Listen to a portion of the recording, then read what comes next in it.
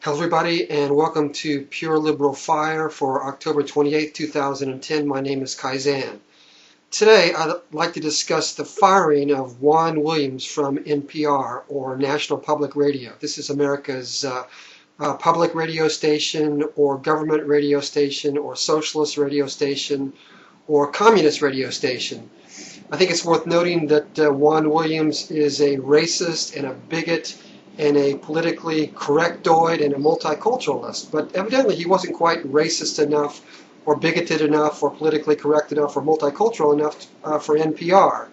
At least not when it comes to Muslims. He's very good, I suppose, with blacks, which is his own particular tribal group. I think that this falls under the category of being host by your own petard, of the chickens coming home to roost, of what goes around comes around, and certainly this is an instance of poetic justice. I think that right after he was fired, he was very quickly this sort of a hideously unjust and pro-censorship and anti-free speech and anti-American firing. Very quickly, he was hired by Fox News, supposedly for 3 years for $2 million. Well, it's kind of nice to defeat the thought police, and it's nice to know that George Orwell is not completely triumphant in America. But you have to ask yourself, why was this guy hired by Fox News in the first place?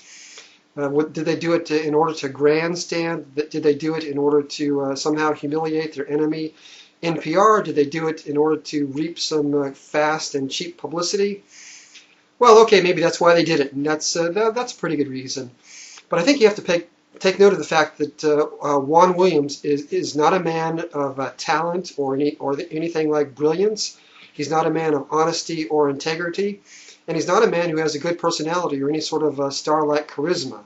So let's hope for the best for Fox News, but I think that they basically chose a mediocrity. And I really do think that ultimately for this guy, his getting fired like that last week was basically a fantastic career move, and it was basically, you shouldn't feel too sorry for him. I think the day that he was fired was pretty much the best day of his life.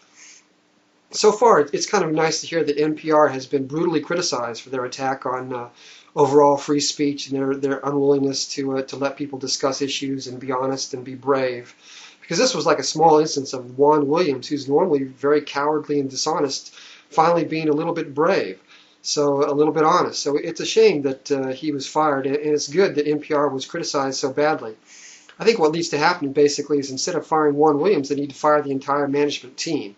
There needs to be some sort of giant shakeup. Everyone in the top management needs to be kicked out. And if anything, Juan Williams needs to be made the boss of all of them. Whoever fired him should himself or herself be fired. Although the ultimate answer is that we shouldn't have such a thing as NPR. And we also shouldn't have such a thing as PBS. There shouldn't be any sort of government or socialist or communist radio station or TV station in America.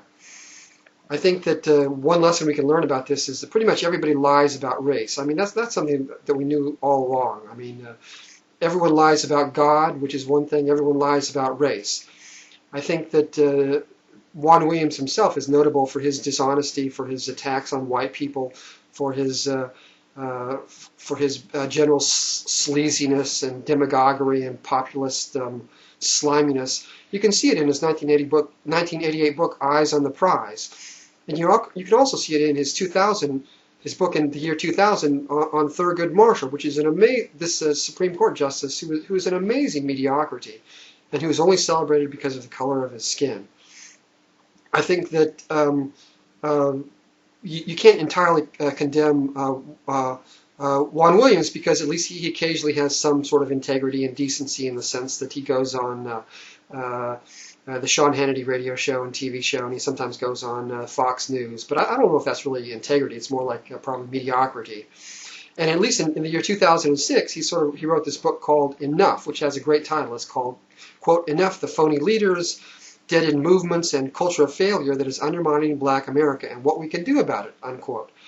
So he speaks there's a little bit of self-criticism there, which gives a small amount of hope to the black movement and black America and all of America. But he doesn't have very much integrity. He's basically a very boring guy. I think if you want to sort of give hope to black people in America, and this business of white people and blacks getting along in America sort of triumphing having a triumphant experience with multiple races. You have to sort of take a look at maybe this book by a pretty famous and pretty good black commentator, radio guy by the name of Larry Elders, who back in the year 2000, he wrote a book entitled The 10 Things You Can't Say in America. And the number one thing you can't say in America, according to him, according to Larry Elders, is you can't say that blacks are more racist than whites.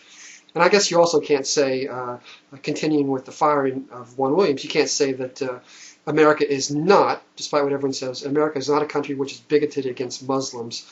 And this whole issue of Islamophobia is phony because, I mean, as far as Islamophobia goes, everyone should be an Islamophobe, and everybody should be nervous about Muslims and Islam in general, because Islam is an evil ideology. It's just like Nazism and communism. And everybody should be a Nazi-phobe and a commuphobe and also an Islamophobe. I, for one, am a proud Islamophobia.